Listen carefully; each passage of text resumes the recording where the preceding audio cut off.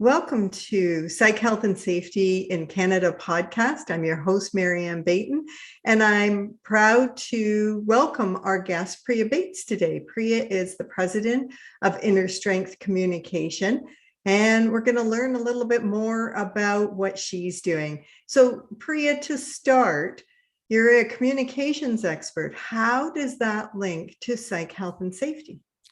Well, it's something that's been on my mind a lot lately because the conversation around psychological health and safety in the workplace has really kind of become prevalent this year. I started seeing it really grow in the conversation and the corporate conscience recently. And I keep thinking when I've worked with organizations, and that's been my history. I've worked when I was in-house and now as a consultant, I've worked with large, complex organizations going through transformational change.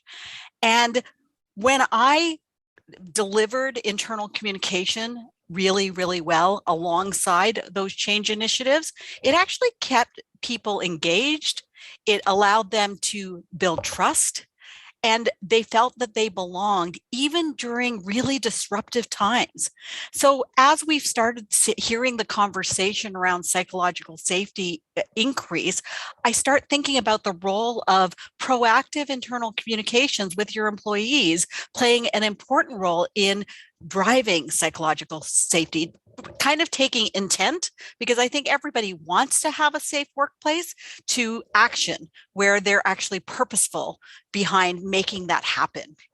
Yeah, and there's so many cases that I can think of where the communication actually created that feeling that people were not safe, that feeling of being chastised or being surveilled even. So tell us a little bit about what you think are the sort of principles of psychologically safe communication. I think the psychologically safe communications are the same as kind of best practices from an internal communication perspective. I focus on forward, so I want people to be aware of what's going on. Organizations change. Organizations make different decisions. There are environmental, competitive factors, pandemics that impact how organizations and leaders have to make decisions every day. So it's like in this world we're in, we're going to see, and we're going to continue to see, lots of change that may make us uncomfortable. And what we need to do is continue a conversation. I often say that we need to not have these campaigns out there for employees. We actually need to have an everyday conversation with the people who work with us. And so I want to ensure that they're aware. I'm amazed at how many organizations wonder why employees have no idea about what benefits they have, where they're going, what's the strategy. So how do we create awareness? Check that box. That's usually where they start. But then we need to start explaining why. So when we're having a conversation and we're building a relationship, it's not this is how it is and you're just going to have to deal with it. It's this is why we're going in that direction. So understanding is an important pillar for when we're communicating.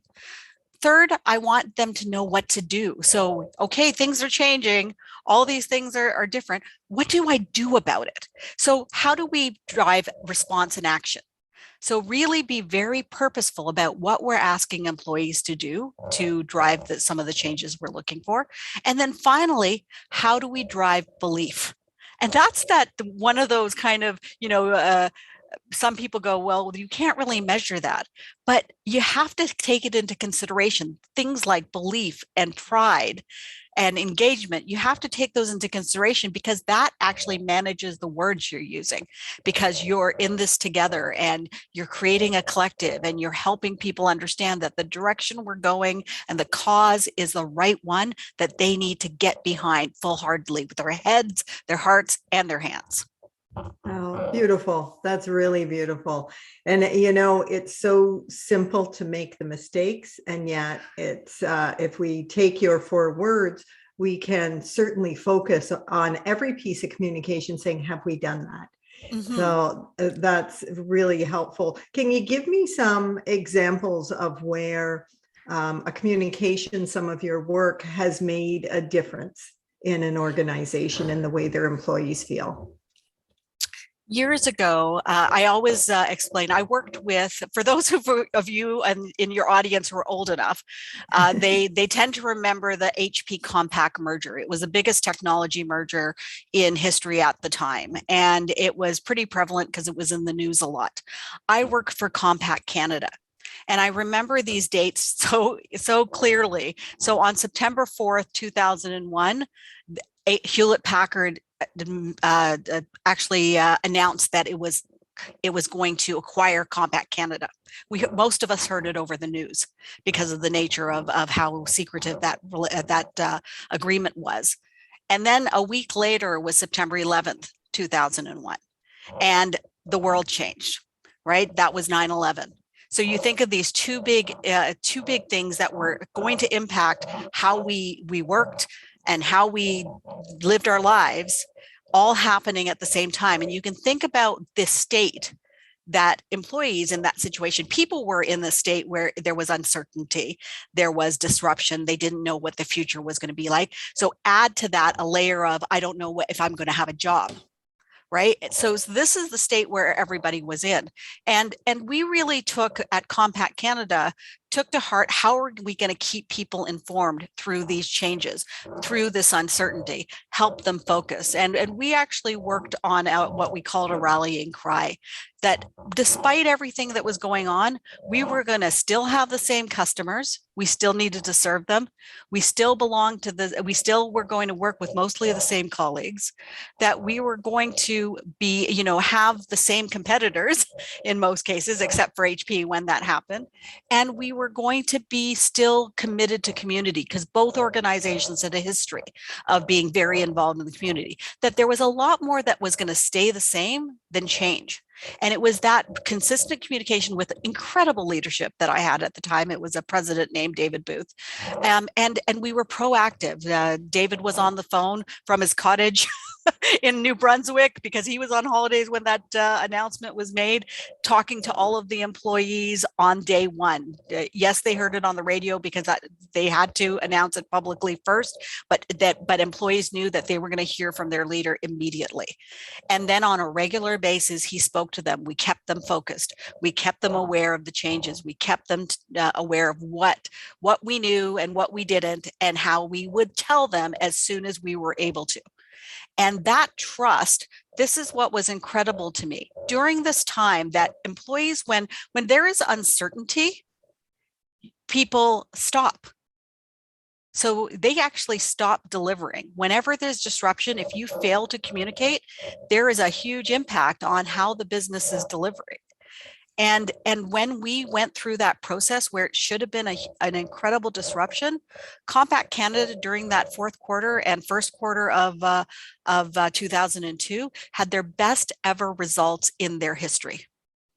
Wow. That was incredible for me. Like, so those kinds of experiences said to me, there's something to this. Like, there's something to internal communication. My background was in marketing communication and sales communication and things that were very customer facing. So I always focus on the customer. And I've been in corporations for a long time.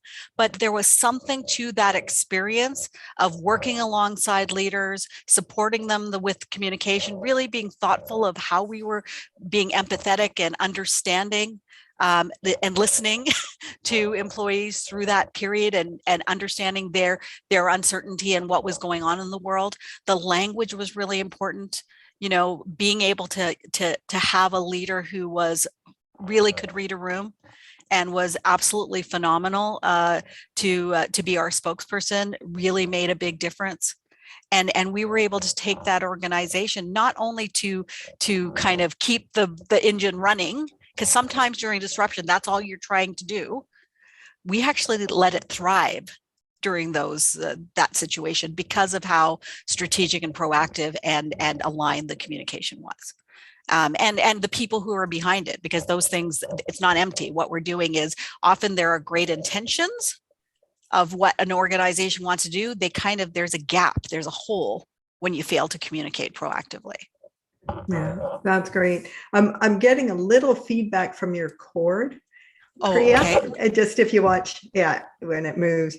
But I also thank you very much for that and understanding how communication can make a big difference. I can't even imagine at that time thinking you might lose your job and watching what was going on with 9/11, how people felt. But you also work on something else that intrigued me, which is your group called A Leader Like Me. Can you share a bit about what that is? Yeah, so in February 2020, I had connected with a colleague who's a communication professional who lives in Manchester, United Kingdom, and she's a South Asian woman, and we both talked about the reason she had reached out to me was she was looking for a mentor who was somebody like her. So she was looking for a leader like her, and she was saying that she didn't see a lot of uh, uh, professionals in communication who looked like her, and even in the UK, and I think the numbers are very consistent in Canada as well, in very multicultural places, uh, public relations and communication only has less than 10% non-white professionals. And so there's something wrong with that. I think it's a little different at the bottom level of the organizations, but definitely when you get to the top of organizations, you don't see a lot of diversity, and Well, that that's bigger, right? And this that's is the across the difference. board. Yeah, sorry about that. That's the difference between diversity. If all the people that are of color are on the front line and there's nobody in management, Yeah. that's not inclusion. That's just No. adding numbers. So this person Yes. contacted you to She be a contacted mentor. me. Contacted me to be a mentor, and we started talking about what she wanted to do, and she wanted to encourage more people like we were thinking South Asian women to enter the field, enter public relations globally. And when we started talking, we said this is bigger than just a relationship. We need to build something. And at the time, it was just a passion project. That now think about the timing. That was February 2020, before the pandemic, before George Floyd. This is an idea that we started building a program and a course load that think we would build courage and confidence in women. And by the time we got to June, and there's George Floyd protests happened, we thought, wait a minute, there's this idea we've been working on, and it's completely aligned with what's happening in the world. We need to get it out there into the marketplace. And so we started A Leader Like Me with a cohort of 30 women from around the world, 7 different countries, who all, a lot of them were in communication at the time, and we wanted to build courage and confidence. And the impact of that 12-week program has been mind blowing in terms of, I think we created, and what we realized is there was the power in the program we built, which is to build confidence and influencing skills and imposters get through imposter syndrome and help them plan. But there was something really special about that community. So when you think about psychological safety, the fact that they had some place to go to talk to others who were like them, who could relate to them, help them deliver better in their jobs and in their careers. And that's what, so we started the program with one cohort in 2020. In 2021, we incorporated the business. We realized this was bigger. It had to be a separate business. So now we have A Leader Like Me is out there helping women of color. We have a community called The Nest, which is a safe space community that builds skills and creates a safe place for you to come. When you think of what organizations are doing, they're putting, they have diversity, equity, inclusion plans. I've worked on a lot of them with some of the organizations, especially here in Canada. They want to hire more people, and they want to bring more people of color and diverse individuals to the boardrooms and to the higher ranks. But usually it is a checkbox exercise. And so you're introducing somebody who's different from everyone else sitting around the table. And you need to have a lot of personal confidence and courage to be able to deliver and be yourself and have the impact that you need to have in those rooms where you don't feel like you belong. So how do you do that, Priya? There's a lot of work that you have to do personally, and that's belief. I think it's breaking down the narratives and the stories that not only you've been told based on what you see and you hear, but what you hear yourself. They become part of your inner critic and your inner voice. And that's something that has been really fascinating. And as we talk to these women, most of whom, I'll tell you, Marianne, I'm in my 50s. I'm here getting to the end of my career. I've loved my career, and I'm going to continue on for a while.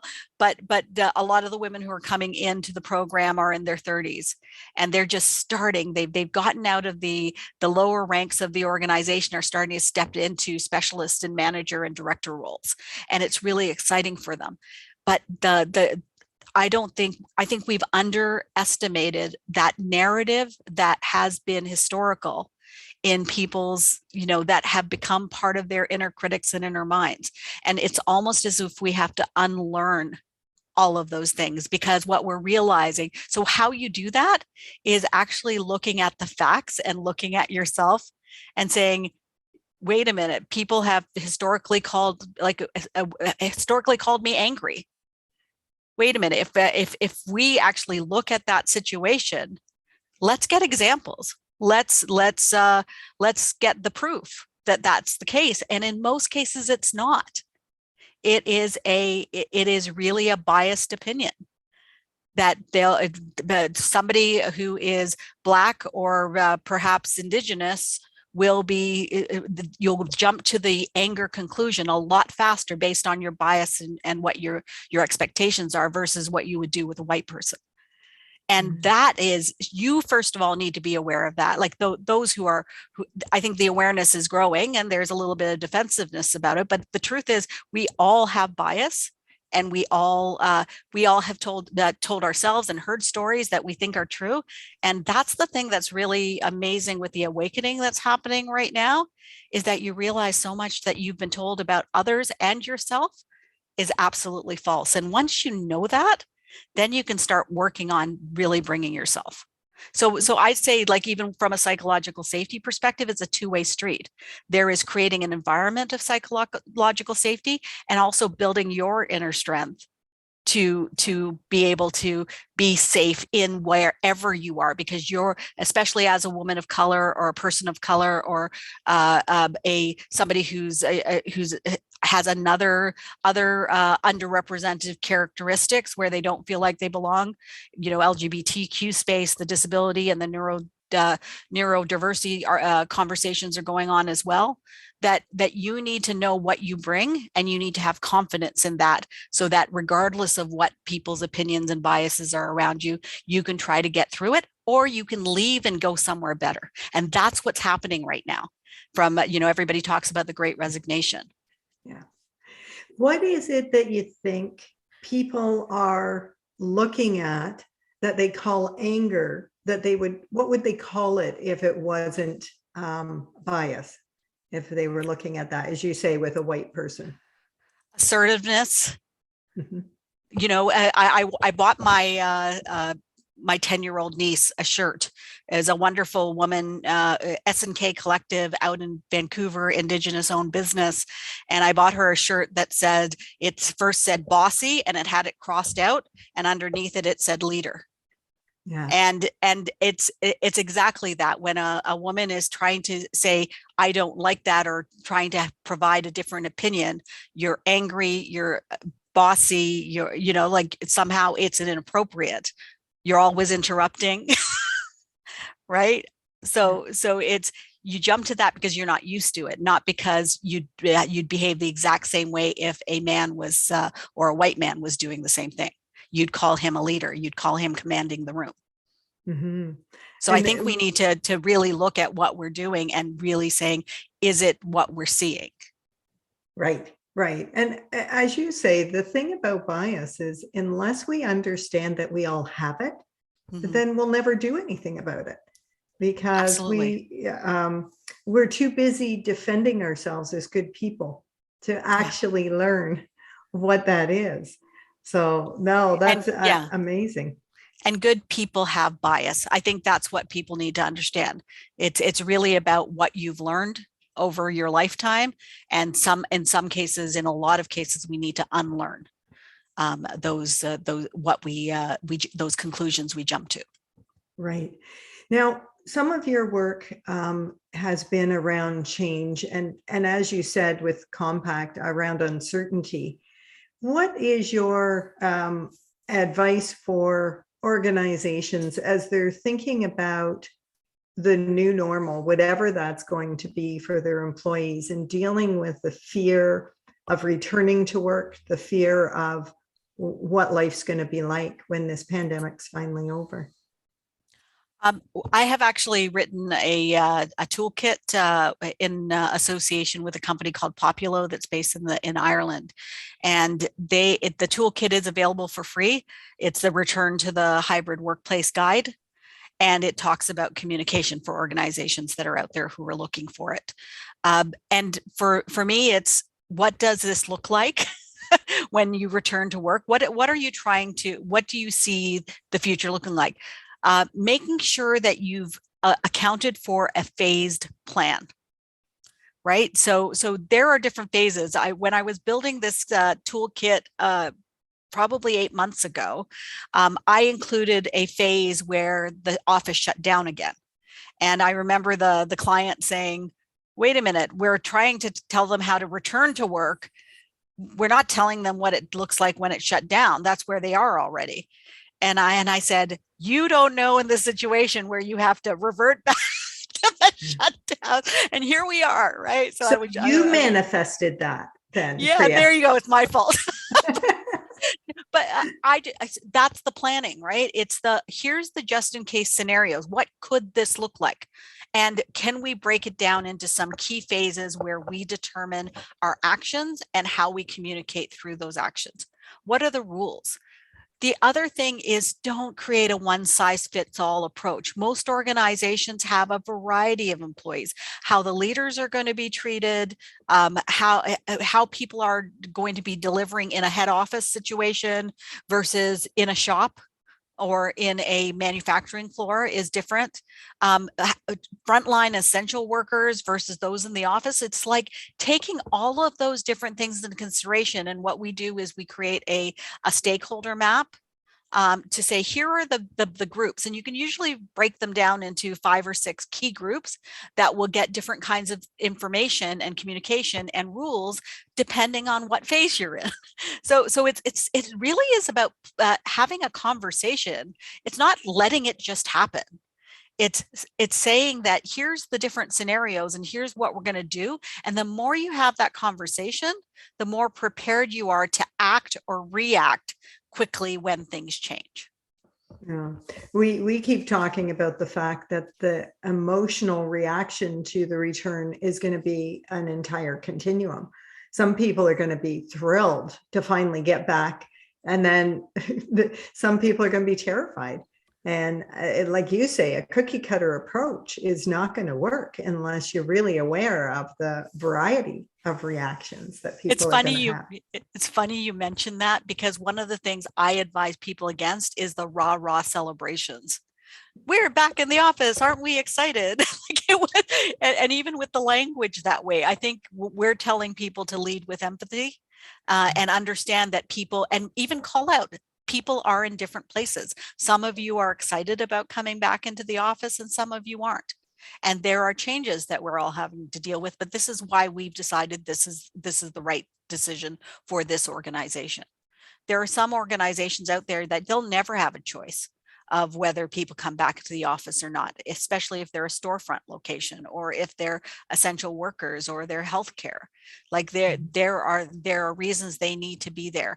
Again, it's what I said before. What are we doing? Why? The understanding why. What do you need to do about it? And why is this the right thing? And help you believe that we're doing the right thing. Yeah. And in terms of healthcare, because we know the stress and the strain that they have been under and continue to be under. And I remember somebody saying to me, stop calling us heroes. We didn't sign up to risk our lives and the lives of our family. We signed up to provide health care. And the communication around it has been difficult, at the very least. What would be your advice when we're talking to employees who have really weathered the entire pandemic and they're burned out now, they're exhausted? One of the roles I played several years ago was I led communication for the Ontario Nurses Association. So that's the largest nursing union in Canada. And I've been watching some of the work they're doing, and what they're really doing is keeping their their members, in this case, informed. They're talking about the issues that are happening with the government. They're talking about why they're fighting for the cause. They're explaining. So they're trying to really create a connection with the organization.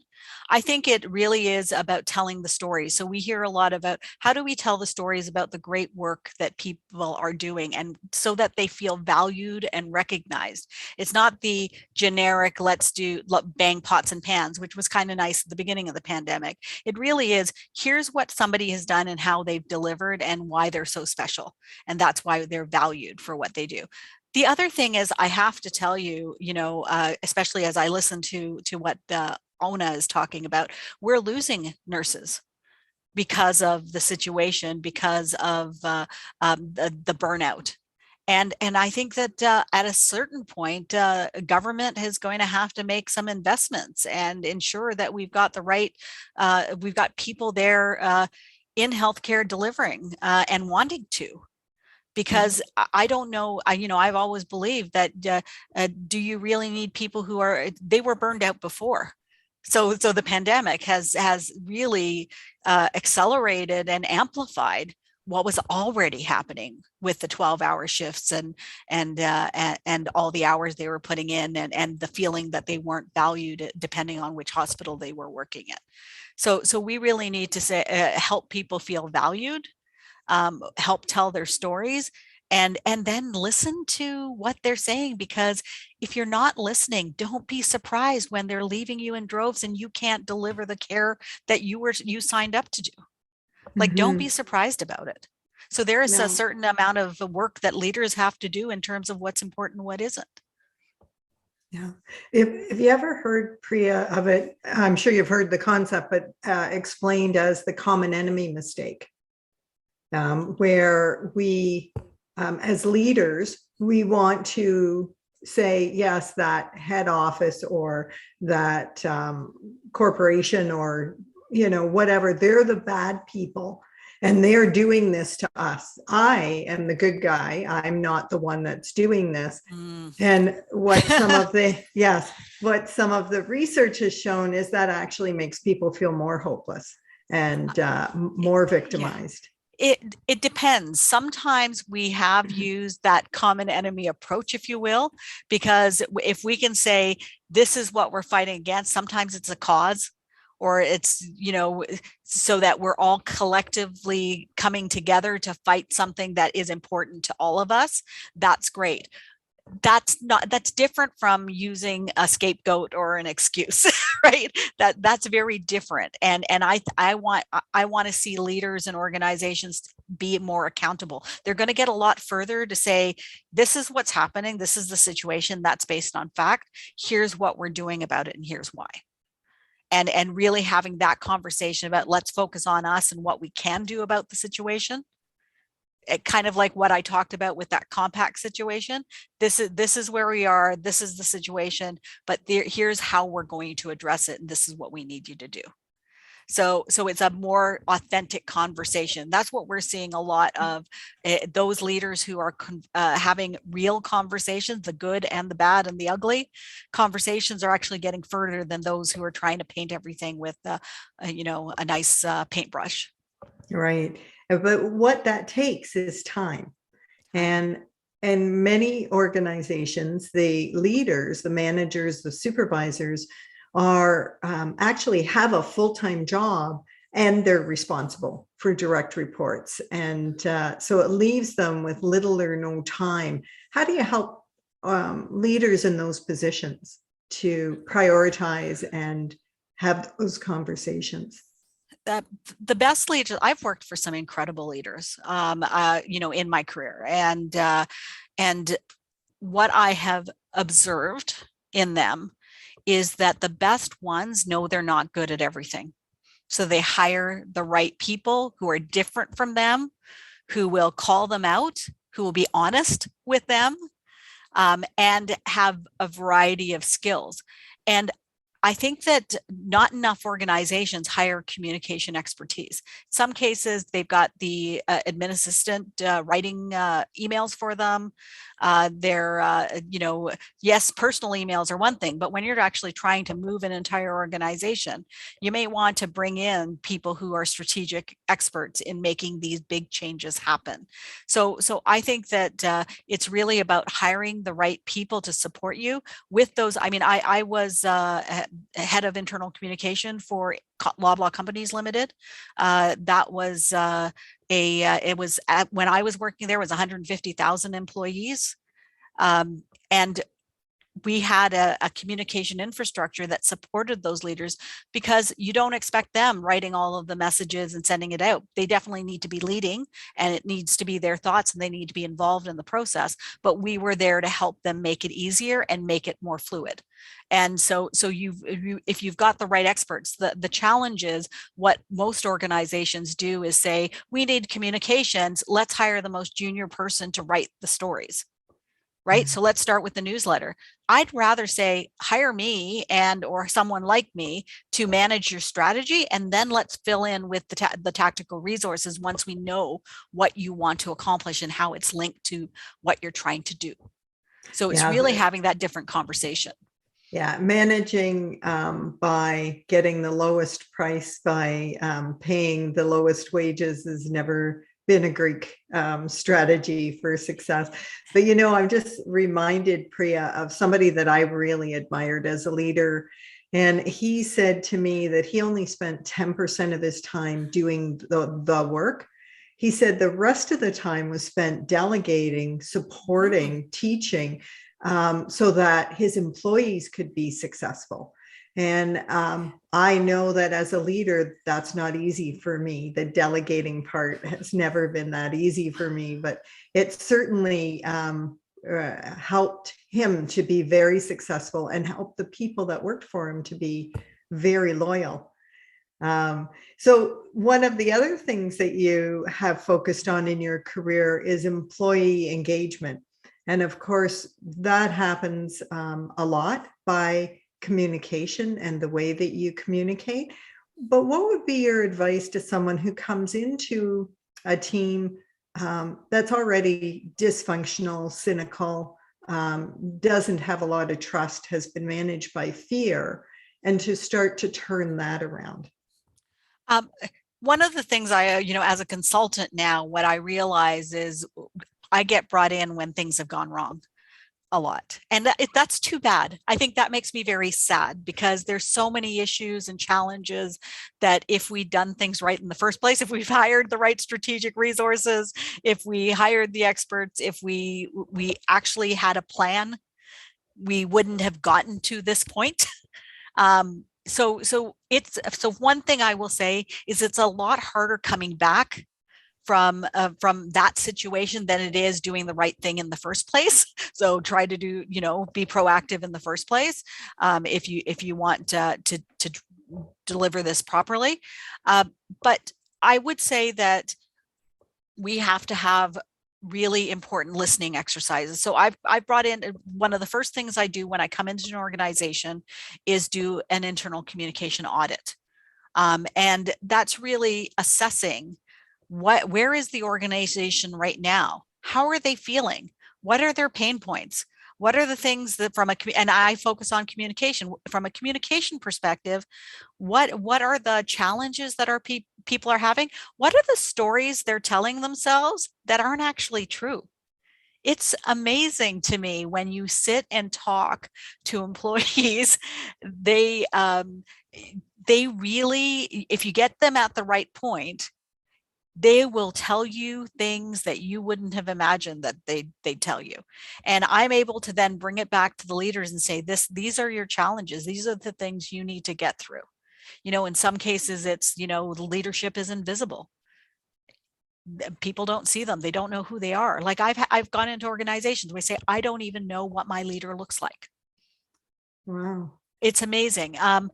There are points. One of the reason I said, if you get them at the right time, there is a certain point where it's gone so far that people shut up. So I always say that the noise is still there because they still care. Mm-hmm. It's the silence that scares me. So when you have silence, it's because it will take deep work to get you back from that silence. I never want a silent organization. I'm happy for an organization that's telling me what they think and being loud and clear, and for us to give them opportunity to do that. That's a sign for me. I always say to my clients that an organization, there are people still in the game. They still have skin in the game when they're willing to speak up and step out and be angry and tell you what you think, tell you what's wrong. It might drive you crazy sometimes, but it's important, because the minute they don't say anything to you, it means they've checked out. And if they've checked out not only on you, they've checked out on your customers, they've checked out on each other, and they've checked out on delivering what you need them to do. That is profound, Priya, because when you're operating in an organization based on fear, that's what you're hit with, is silence, right? Silence. Because if I speak up, it doesn't matter, or I'll get slammed down, or in any case, it's not worth it. So, and your best people leave, right? So the people who are left behind being silent and saying that they don't have any other option but to stick around where they are, they're not the people who are going to be delivering the best work for you either. Right. They're there because they feel they don't have a choice, and they're just going to stick it out. Your high performers have already gone at that point. Yeah. No, that's really great information, really helpful. Are there any other words of wisdom, tips, or techniques that you'd like to share? I think that it's, when I think about psychological safety, it really is people being able to bring their whole selves to work. And I think that's especially from a diversity perspective, that's really, really important, that when you create a safe environment where people feel they belong, they're going to do wonderful things for your organization. And they're going to help you deliver the innovation and the results that you're looking for. I think it's all connected. It's all connected to how you perform as an organization. That you can't have, I don't believe you can have one without the other. That you need to have safe environments in order to deliver results. Yeah, or the best results anyways. Yeah. That's the sad point, is that the fear culture will get people to put their heads down and work, but they're not going to be committed to it. They're not going to be really loyal to the organization. They're just going to try and get through the day. But you brought up a point that I've been grappling with for a while, is how do we balance in a diverse culture, in a place where we want inclusion? How do we balance belonging with being able to be uniquely you? I think they're the same thing. That it's that we accept diversity of opinion and diversity of experience, and that we value it. Right. So I think it's the same thing. I think that I've often used, and I heard it at a conference, and I don't know who said it to me, so it's not my language, but I love it. It's that traditionally what we've done is hired for cultural fit. And it's so we've always talked about culture fit. This person fits the culture. Well, when we think about it, when we unlayer that, what we're doing is hiring more people that are exactly like us, who think like us, who look like us, who behave like us, because it's easy. I'm listening to Matthew Said's Rebel Ideas, great book. And he talks a little bit about that. But if you hire more of the same, you're not actually getting the changes or innovation or different thinking. So I like the term culture add, that we're actually looking for people who are going to add a different flavor and a different look and different experience to a team so we can build that team up. I've been a people manager for a long time. I've got a team here at Inner Strength and at A Leader Like Me, and I look for those different skills. What don't we have here? What thinking don't we have that we need to start including and bringing in so that we can serve more customers and serve better than we ever have before? I don't think we should see them as different. They really are. That bringing unique characters that are an addition to a culture where they can really bring wonderful things to the table, is an advantage. As long as the people that are already at the table don't say this is the way it's always been done. And correct. Yes. The worst phrase in history, that this is the way we've always done it, is a good sign that you're not moving. Right. Yeah. Priya Bates, thank you so much for your time today and for the words of wisdom that you've shared. We will have little video clips of you that will be on LinkedIn and social media to help people hear a bit about what you're saying so that they then can go to our podcast page, psychealthandsafetyincannada.com. So thank you for your time today. Thank you.